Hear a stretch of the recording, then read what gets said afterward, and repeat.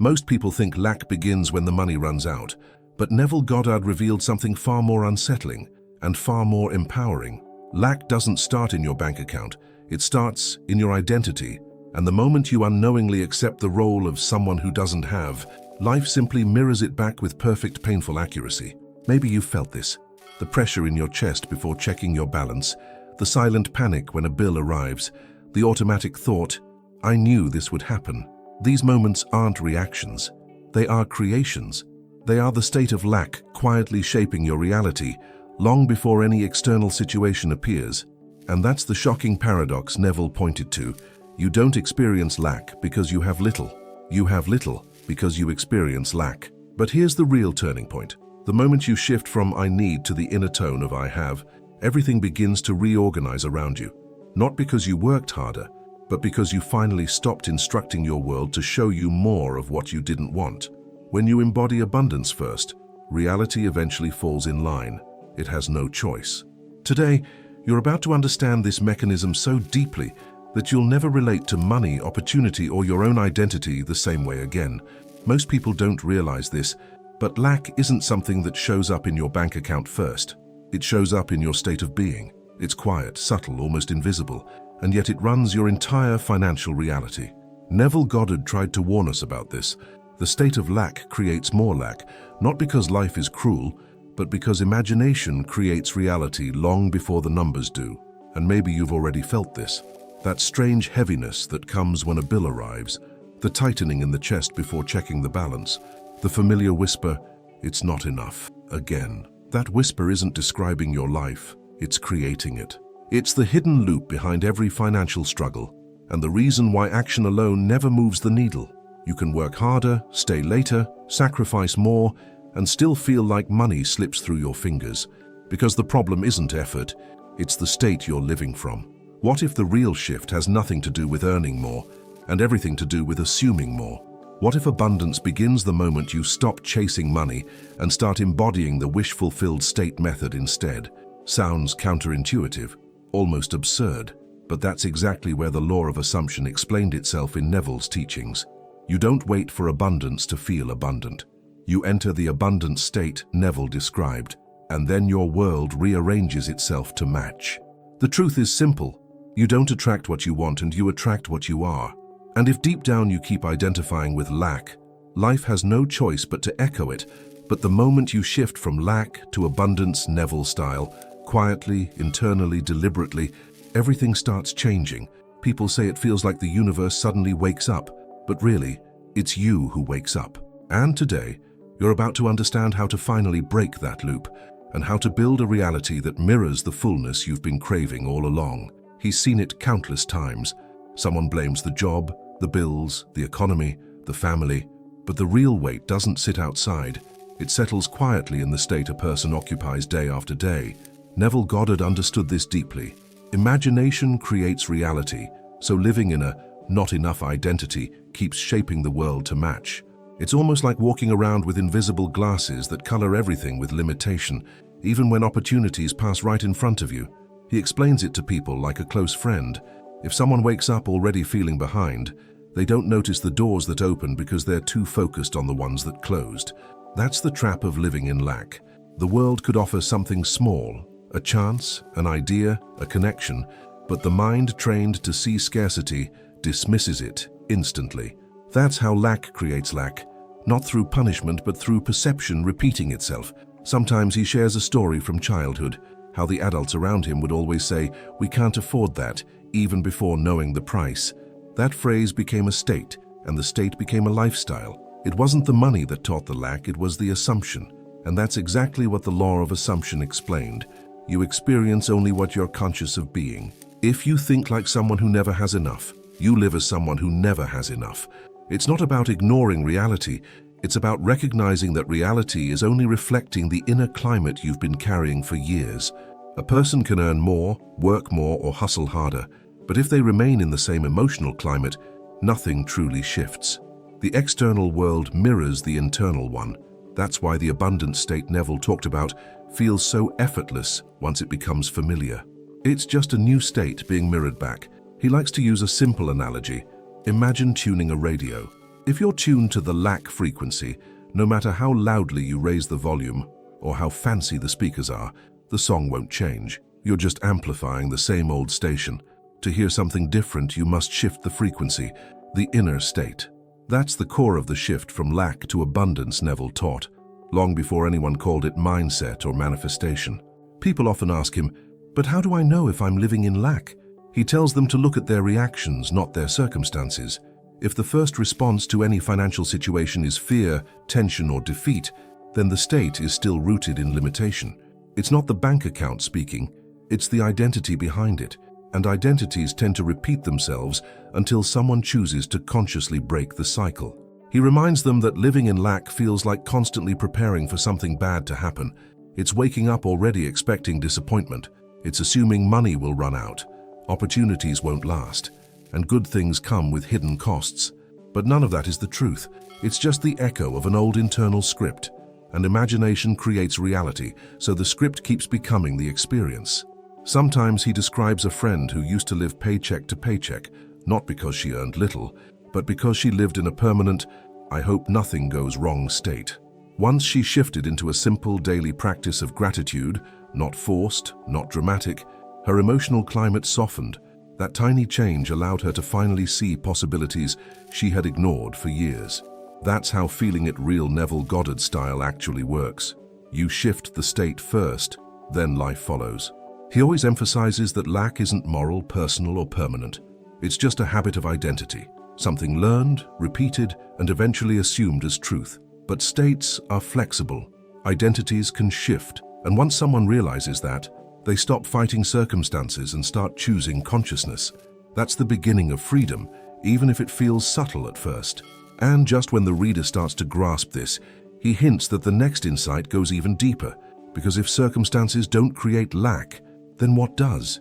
He often begins by saying that Neville Goddard didn't make this complicated. He simply revealed a truth most people overlook. A person cannot experience anything outside the state they're conscious of being. It sounds almost too simple, but it explains why someone can try everything. New job, new habits, new plans, and still feel stuck in the same old financial story. If deep down they feel like someone who never has enough, life can only echo that identity back. He compares it to ordering something online without realizing it. If the inner state is "I lack," that's the order being placed again and again without awareness.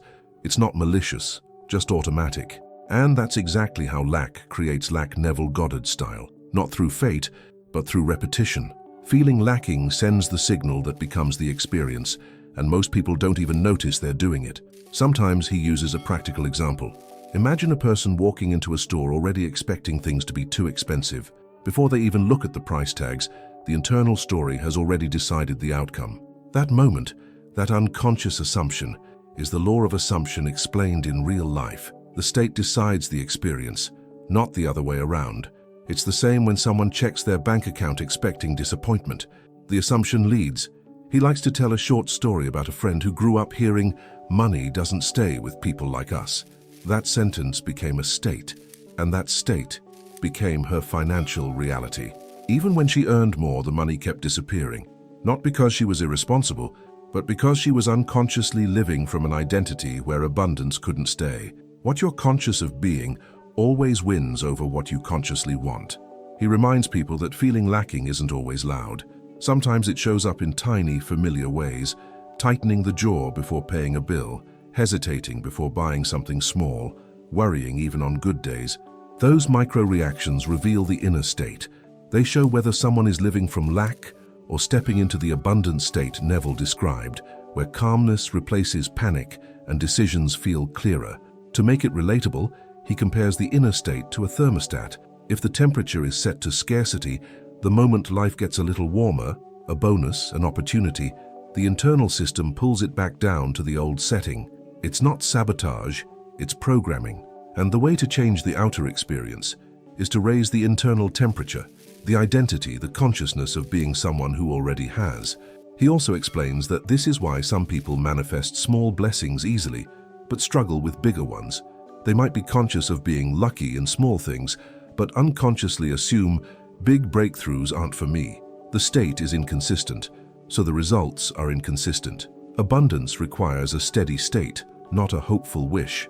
That's why Neville emphasized living in the end, not visiting it occasionally.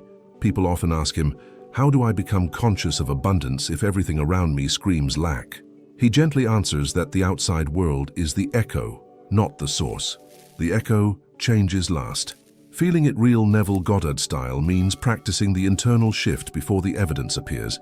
It's choosing the identity of someone who has, even when nothing looks like it yet. That's how the shift from lack to abundance Neville taught becomes real. He tells them that the most powerful transformations happen when someone starts catching themselves in the old state, noticing the tension, the fear, the low-grade panic, and simply choosing again. Not perfectly, not dramatically, but consistently. Each choice sends a new signal, and eventually the echo changes. It has no choice but to follow the state. And before moving on, he hints that understanding this leads naturally to the next question. If being conscious of lack creates more lack, then why doesn't effort fix it? He often starts this topic with a gentle truth. Most people are exhausted, not because life is hard, but because they're trying to use physical effort to fix a spiritual assumption. It's like pushing a boulder uphill while the mind whispers, "It won't matter," and that whisper wins every time. Neville Goddard taught that the 3D world is the shadow, not the source. Action is secondary, state is primary, and when someone tries to compensate for an inner sense of lack by doing more, they stay stuck in the same loop. He likes to share stories of people who work themselves to the bone yet never feel ahead. They change jobs, start side hustles, cut expenses, save aggressively, yet the feeling of not enough keeps following them like a shadow. They think the problem is strategy, but the real issue is the state behind the strategy. That's how lack creates lack Neville Goddard style. Effort anchored in insufficiency multiplies insufficiency, because the assumption behind the action shapes the outcome. He explains it with a familiar example. Imagine planting seeds in dry soil, but watering only the leaves. That's what action without inner alignment looks like. The person believes they're fixing the problem, but they're nourishing the wrong layer. The abundant state Neville described is like rich soil. Everything grows more easily in it. Without it, every action feels heavier, slower, and strangely ineffective. Sometimes he tells a story from early adulthood, when he used to take any extra job he could find to fill the gap. Yet somehow, the gap never stayed filled. Unexpected expenses appeared, opportunities collapsed. He later realized he wasn't working for abundance, he was working from fear. And imagination creates reality, so the fear kept becoming real. That's the law of assumption explained through lived experience. The state behind the effort determines the result. He reminds people that action taken from panic produces more panic. Action taken from desperation brings desperate outcomes. Action taken from "I must fix this now or everything will fall apart" reinforces the state of crisis. The energy behind the action matters more than the action itself. That's why feeling it real Neville Goddard style is the key, aligning the inner world before moving in the outer one. To make it relatable, he compares it to someone cleaning their house obsessively to avoid feeling chaotic inside. The cleaning looks productive, but the inner chaos stays untouched. In the same way, trying to fix lack through effort alone never touches the root. The root is the assumption, "I am someone who never has enough." As long as that identity remains intact, the outer experience can only recycle the same scarcity. He likes to point out how some people take bold steps, starting a business, investing, switching careers, but sabotage their results because they still hold the old identity. They behave like someone who doesn't truly believe abundance is theirs, and the world responds accordingly. The shift from lack to abundance Neville taught isn't about doing more, it's about being more. Being the version of yourself who already has changes everything effortlessly.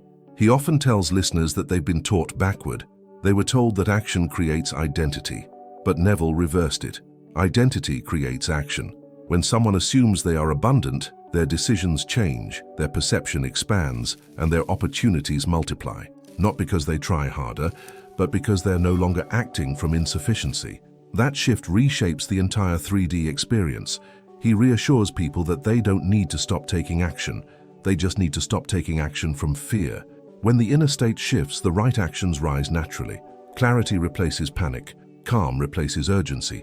Solutions appear that were invisible before. This is the beginning of understanding how imagination creates reality in practical, grounded ways. And as he leads the listener deeper, he hints that the next truth reveals why lack multiplies, even when someone desperately tries to escape it. He often begins by explaining that lack grows the same way a fire does, not because it's powerful, but because it's fed. Every time someone worries, checks their bank account with dread, or imagines the worst-case scenario, they're adding a little more oxygen to the flame. Neville Goddard taught that imagination creates reality, and attention is imagination in motion. Whatever you repeatedly focus on becomes your living experience. That's how the state of lack creates more lack without anyone noticing. He likes to give an analogy. Imagine standing in front of a mirror with a smudge on your shirt. Instead of wiping the shirt, you keep wiping the mirror. The smudge doesn't disappear, it gets more obvious. That's what happens when someone tries to calm anxiety by obsessively checking, calculating, or controlling. The attention itself reinforces the inner identity of not enough, and the law of assumption explained becomes painfully obvious. The echo keeps repeating because the focus never shifts. Sometimes he tells a small personal story of how he used to track every cent, not out of discipline but out of fear. The more he tracked, the more fearful he became. It wasn't the money, it was the state behind the attention. His focus was on losing, not receiving, and because imagination creates reality, that internal tension brought more situations that matched it. Worry became a self-fulfilling prophecy. He often reminds people that attention is currency. Wherever you invest it, the return multiplies. If someone constantly thinks about bills, debt, or how little is left, they're unconsciously commanding their reality to produce more situations that validate that story. It's not punishment, it's the natural unfolding of the state. The abundant state Neville described is simply the opposite investment, focusing on sufficiency, gratitude, relief, and subtle signs of increase. To make it relatable, he shares how many people grow up hearing adults say things like, "Be careful, money disappears fast." Those phrases become seeds that grab attention for years. Every minor inconvenience becomes proof that the belief was right. And once a belief starts collecting proof, it becomes a state. That's how the shift from lack to abundance, Neville taught, can feel so unfamiliar at first. The mind is used to scanning for danger, not possibility. He explains that attention works like a magnet. The more someone fixates on a problem, the more they notice similar problems. The more they stress over expenses, the more expenses seem to appear. It's not magic, it's perception tuning itself to match expectation. Feeling lacking narrows vision, while feeling it real, Neville Goddard style, expands it. Someone in lack sees obstacles. Someone in abundance sees openings. He likes to point out that lack doesn't need big moments to grow. It grows in tiny ones. A sigh at the grocery store, a tense breath before paying something, a mental calculation done with worry instead of neutrality. These micro-reactions are signals to the subconscious. I am someone who lacks. And since imagination creates reality, the subconscious simply continues the story. He gently tells people they don't have to stop worrying overnight. They just need to start noticing where their attention goes. Awareness itself begins the shift.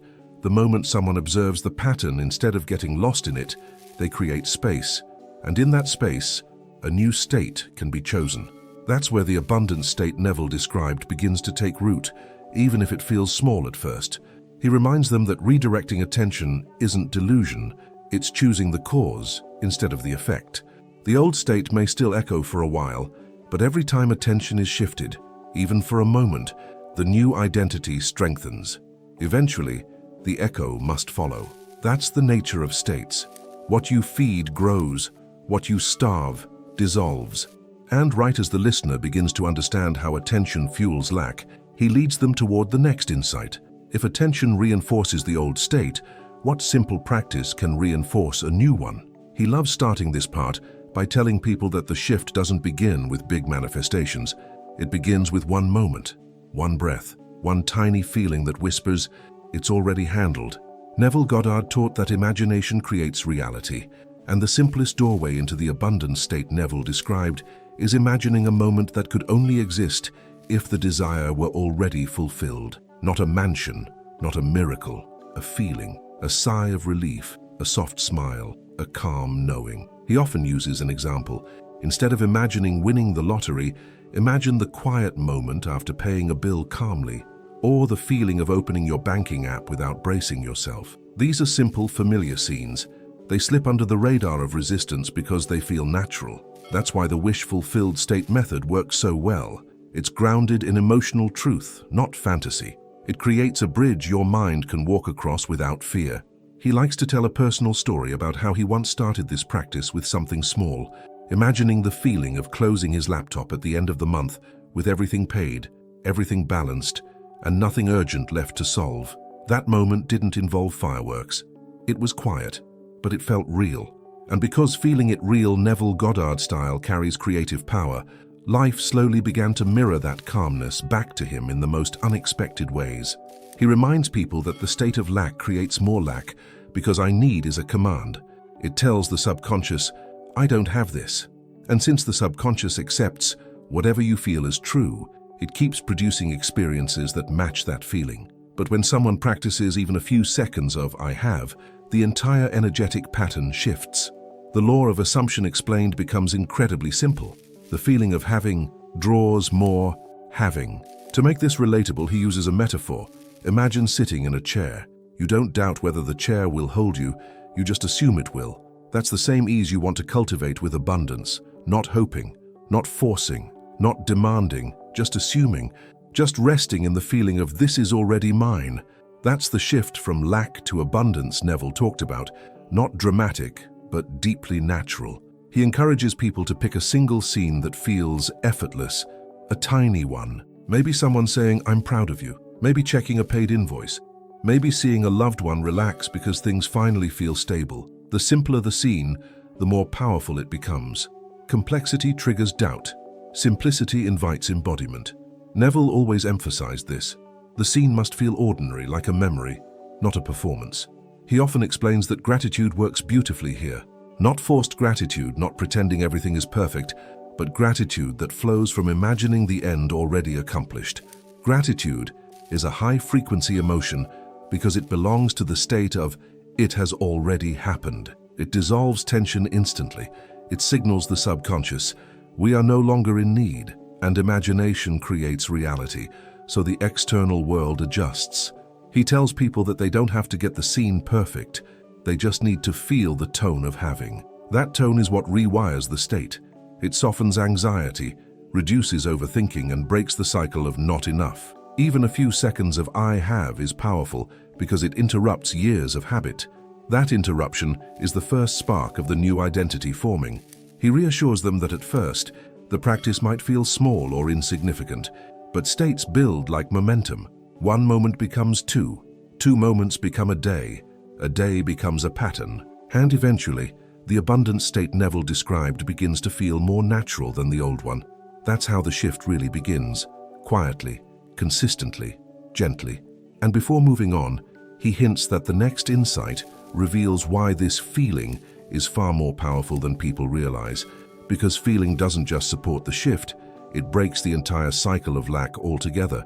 He often begins by saying that people underestimate feeling because they think change has to be dramatic. But Neville Goddard taught the opposite. The shift happens in the quiet inner moments, not the fireworks. Feeling is the secret not because it's poetic, but because it bypasses logic and speaks directly to the subconscious. One genuine moment of gratitude can do more to dissolve lack than a month of effort, because emotion, not willpower, is what rewrites the state.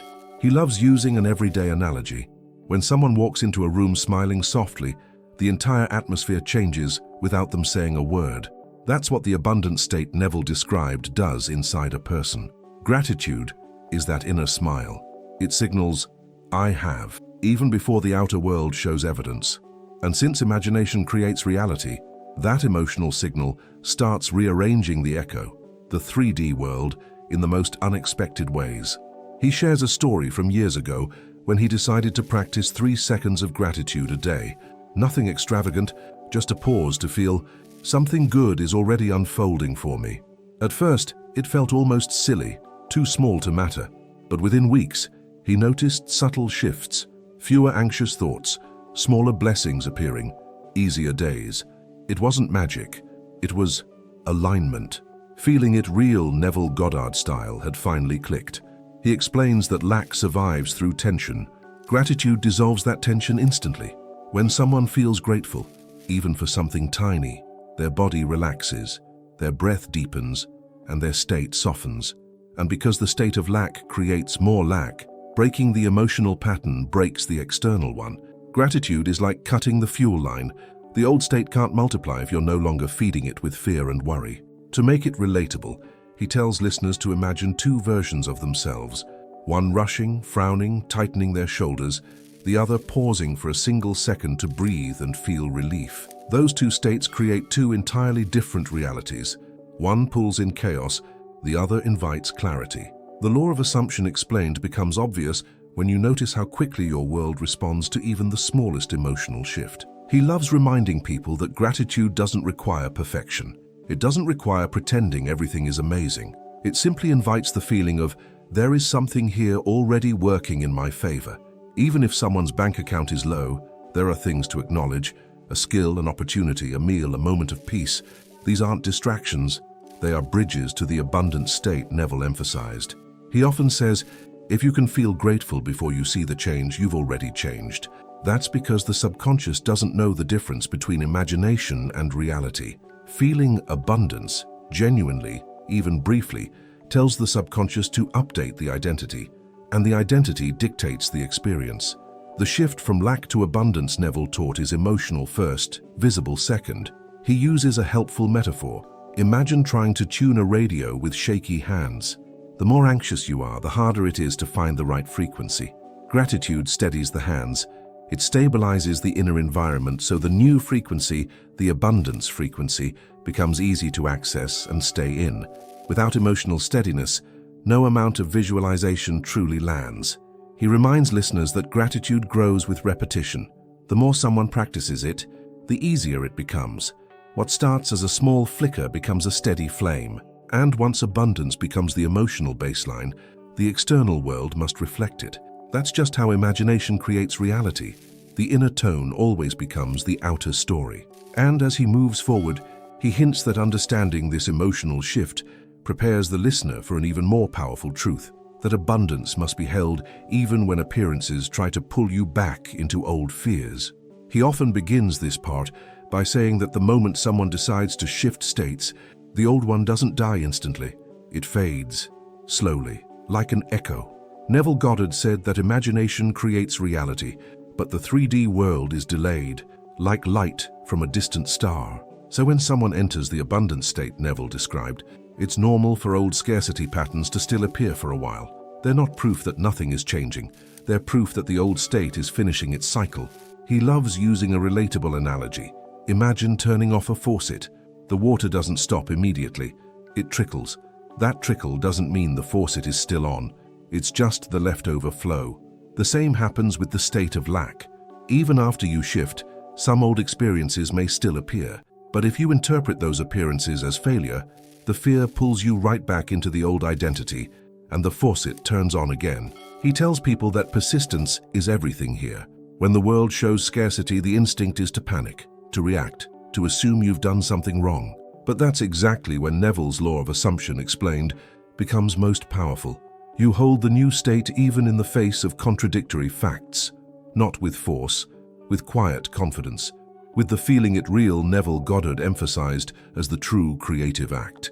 He often shares a small story about someone who began practicing abundance and immediately faced an unexpected bill. She almost spiraled back into fear, thinking she had manifested wrong. But instead she paused, breathed and said, "This is the old state leaving." Within days, new opportunities appeared, not because of luck, but because she didn't collapse into the old identity. That was the shift from lack to abundance Neville style. Internal steadiness first, external change second. He explains that scarcity appearances are like tests, but not in the moral sense. They're simply reflections of who you used to be. When someone steps into a new identity, their world has to reorganize itself. The old structure resists a bit, not out of malice, but out of momentum. You don't stop a moving train instantly. You slow it, steady it, and eventually redirect it. Persistence is the redirection. To make it relatable, he tells listeners to imagine moving houses. Even after you've packed up mentally, you still have to walk through the old rooms one last time. The furniture might still be there, but you don't live there anymore. That's how the old state of lack behaves. You may still see its furniture, a bill, a setback, a delay, but you're no longer a resident. You've shifted homes, even if the mail hasn't caught up yet. He emphasizes that fear is the only thing that reactivates lack. Scarcity itself isn't the problem, it's the reaction to scarcity. If someone sees an old pattern appear and thinks, "Well, see, nothing is changing," they step right back into the identity that created it. But if they calmly acknowledge, "This is just the echo," they remain in the abundant state Neville described, and the old echo fades faster. He loves reminding people that persistence doesn't mean pretending everything is fine. It means remembering who you're being now, the new identity, the one that already has. When someone holds that identity gently, consistently, everything begins to rearrange itself around them. That's how imagination creates reality, through inner stability, not force. He also reassures listeners that persistence becomes easier with practice. At first it feels like effort, later it feels like breathing. Eventually, scarcity appearances don't trigger fear anymore. They simply pass, like clouds crossing the sky of a new state. And that's when abundance begins to show evidence naturally, calmly, quietly, inevitably. And as he moves forward, he hints that staying in the new identity leads to something beautiful, early signs that the inner shift is beginning to bloom on the surface. He loves beginning this part by telling people that the universe rarely announces transformation with fireworks. Instead, it whispers. Neville Goddard taught that imagination creates reality, and when someone finally steps into the abundant state Neville described, the first signs of change show up quietly, not in bank accounts or dramatic breakthroughs, but in how a person feels. Calmness is the first miracle. It's the earliest evidence that the old state of lack is losing control. He often shares how one of the biggest signs is noticing a reaction that didn't happen. A bill arrives, and instead of panic, there's a breath. A minor setback appears, and instead of spiraling, there's a shrug. These tiny shifts reveal something profound. The internal identity is no longer wired for fear. That's the shift from lack to abundance, Neville style. The world looks the same, but your relationship to it has changed completely. He likes telling the story of a friend who once told him, "It feels like my problems got softer." Nothing massive had changed in her finances yet, but her reactions had transformed. That softening was the clearest sign that the new state was taking root. The law of assumption explained becomes real in those moments. Your assumptions begin producing different emotional outcomes even before producing different physical ones. He reminds people that subtle blessings often appear next. A bill is lower than expected. A refund shows up unexpectedly. Someone offers help without you asking. These aren't coincidences. They're the outer edges of the new state touching the 3D world. Neville would say these are the shadow of the assumption beginning to form. Feeling it real Neville Goddard style begins as an energy shift and then becomes a series of gentle, encouraging nudges. He loves making it practical. Maybe someone finds money they forgot about. Maybe a delayed payment finally arrives. Maybe a random client reaches out. These things seem small, but they matter because they reflect a new pattern. The state of lack creates more lack, so when lack stops multiplying, that alone is evidence the inner shift is real. Peace itself becomes proof. He often compares these early signs to the first green sprout that appears days after planting a seed. You don't see the whole plant yet, but that tiny sprout tells you everything.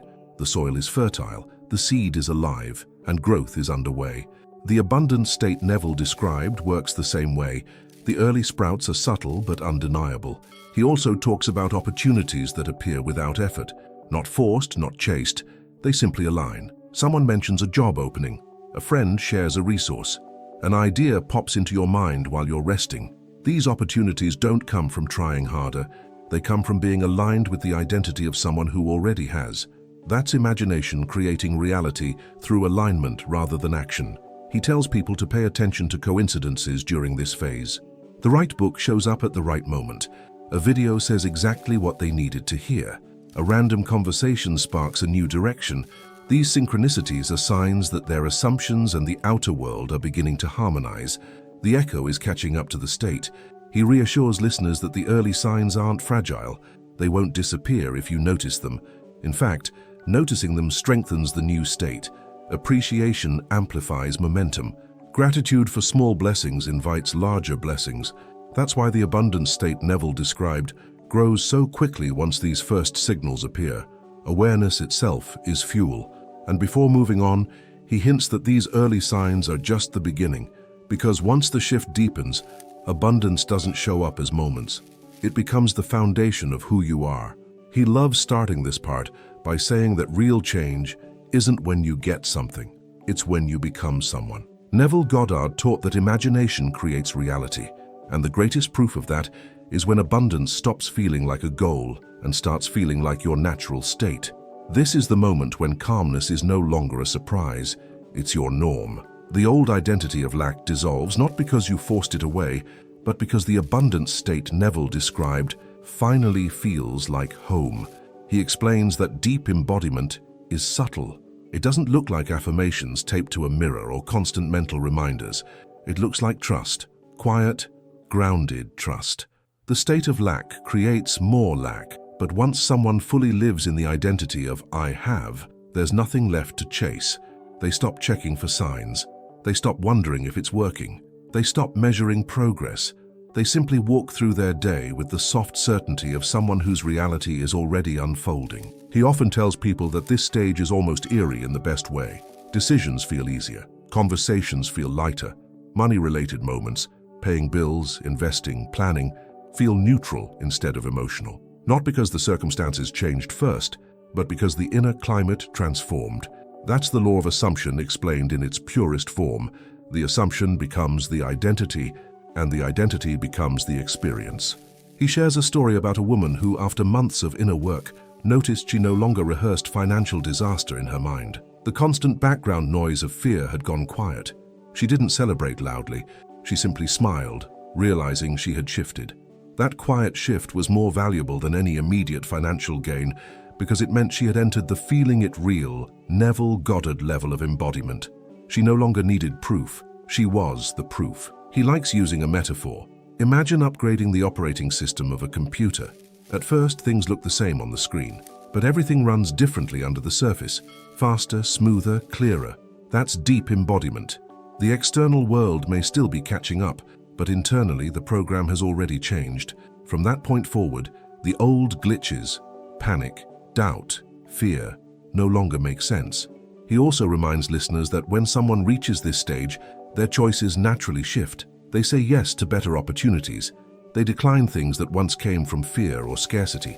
They make decisions from clarity instead of pressure. They no longer tolerate situations that contradict their new identity.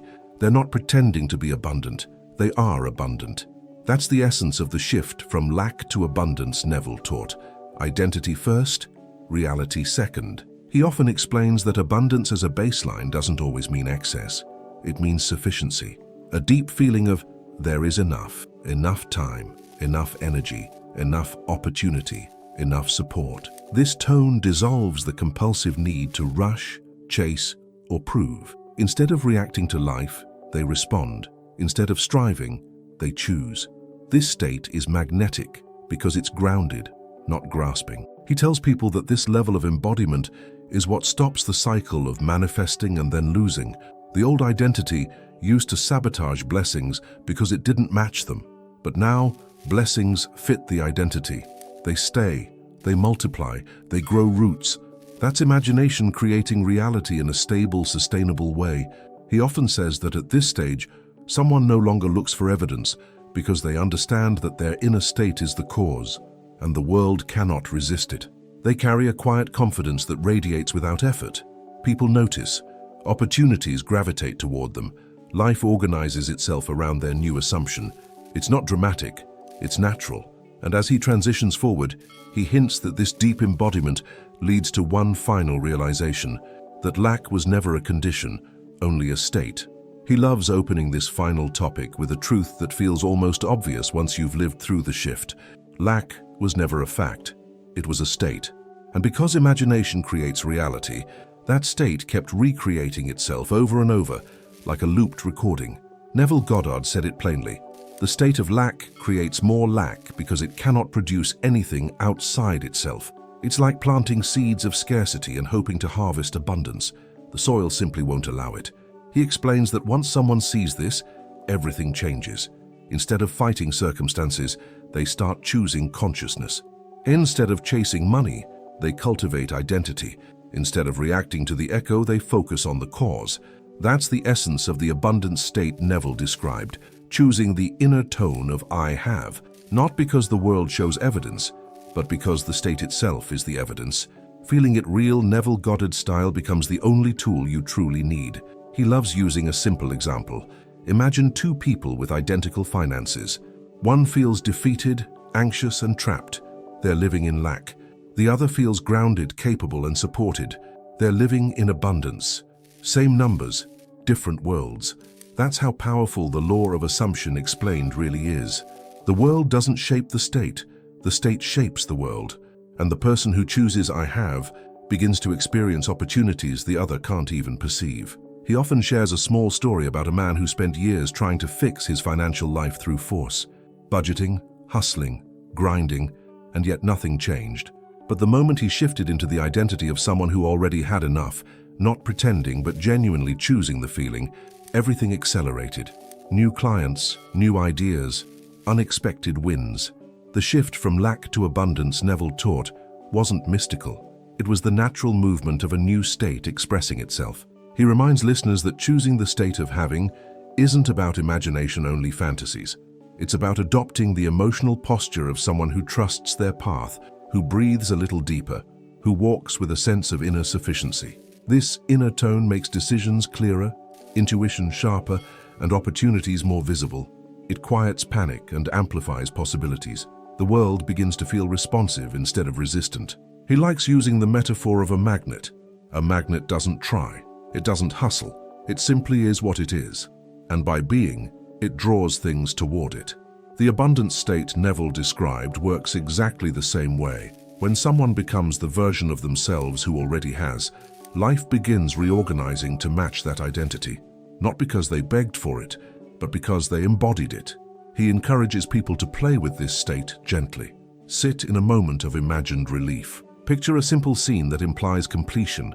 Feel the softness of it's already done. These small acts shift the entire inner climate, and since imagination creates reality, the outer conditions slowly, then suddenly, reflect the new tone. The old identity of lack can't survive once the inner world stops feeding it emotion. He reassures listeners that choosing the state of having doesn't mean never feeling fear or doubt again. It means not identifying with them. When fear appears, you don't collapse into it. You observe it, breathe, and return to your chosen state. You become the one steering the ship. That consistency is what reshapes reality. Not perfection, but persistence. He loves telling people that the moment they truly choose the state of having, even for a few seconds, a new timeline begins forming. A new identity begins breathing. Life starts recalibrating around that choice. You may not see the evidence immediately, but the shift is already underway. The state always leads, the world always follows. And as he wraps this topic, he leaves the listener with a quiet invitation. Now that they understand how lack works and how abundance begins, the real transformation is about to unfold. If you look honestly at your life right now, can you recognize which state has been calling the shots, lack or having? Not in your intentions, not in your goals, but in your quiet reactions, in those invisible moments when no one is watching. What tone has guided your decisions? What identity has shaped your expectations? Because now you know the truth. Your world doesn't change when circumstances change. It changes when you do. When you choose the inner posture of, I already have, the echo must eventually follow. So ask yourself, what would your reality look like if you finally stopped instructing it to repeat the same old story? What would shift if, starting tonight, you chose abundance as your baseline instead of your wish? If this message opened something inside you, if it helped you see your state with more clarity, make sure you don't lose this momentum. Subscribe to the channel and turn on notifications. Each new video will help you reinforce the identity you just stepped into, the one that finally aligns with the life you've always wanted.